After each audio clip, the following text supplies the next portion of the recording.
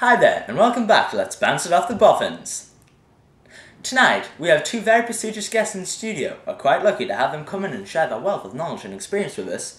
Professor Gertrude McGoobertuden. Hello. And Professor Edwina Strausenbergen-Gottenhuten. Hi. And your host tonight, me, Jim. Tonight, we have rather the exciting agenda, what with you, the viewers, sending in questions about juicy and real-life topics that affect us all. So without further ado, from Jane in Queensland, can you please explore the concept of myth-making, evident in both traditional and modern texts, and explore the way that these myths shaped our understanding of the Australian identity?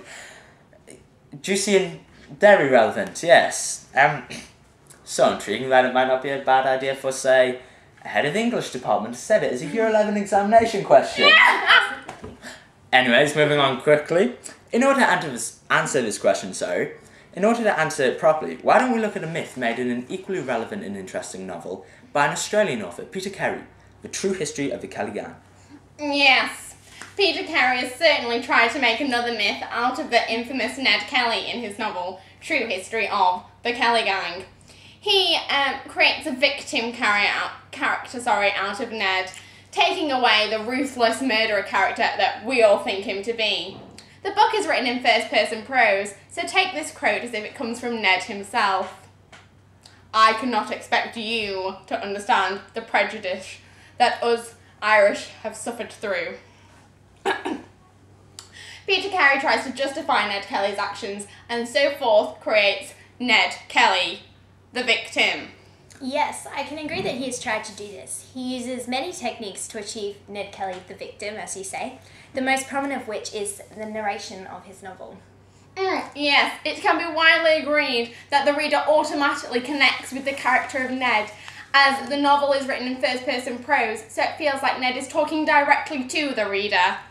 So you're saying that because the book is told by Ned, he immediately becomes more human and closer to us?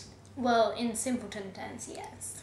Carey also uses other techniques to position the reader and achieve Ned Kelly, the victim. For example, take the title, True History of the Kelly Gang. Carey claims that this is the truth behind the man behind the mask, and especially this is also furthered by the fact that the book is told by Ned. The true history of the Kelly Gang makes a myth of Ned Kelly. Of course, it could all be completely true. Maybe Ned Kelly was the victim and was not to blame for his actions, but Carey does not exactly have the evidence to prove this. Yeah, so on that topic, now this is obviously a biased account of Ned Kelly's life. There is no evidence to prove that Ned Kelly was a victim and was forced into committing the crimes he committed. So do you guys think that Peter Carey intentionally wrote this in a biased manner? Well, of course. Can you say that it is possible to write anything without putting your own opinion into it? Imagine this. Would you really be human if you had the opportunity to publish your own book and maybe even have the whole nation read it? Surely you would take advantage of it. Many people criticise Peter Carey in regards to this attempt at making Ned Kelly the victim. But really, the ultimate question must be, what was the motivation behind the novel? Money? Yeah. Well, no, don't you just think that... I mean, everyone's saying Peter Carey did this, he was biased in this way, but don't you just think he chose an Australian topic, an idol, that everyone feels very strongly about, and so he decided to write it in a controversial manner? Well, yes. Perfectly Alright, yeah, I guess so. Yeah, just to get some cash. Okay, so, the notability of the text aside, we, and everyone else who has read it, believes that Peter Carey definitely contributes to the myth-making process in True History of the Kelly Gang. Do you think that True History of the Kelly Gang will influence the way we see Australians? Do you think it will shape our understanding of the Australian identity? Well, I believe that it already has.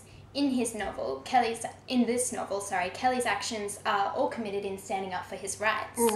He is made out to be an everyday bloke that decides to stand up against the cruel British superpower.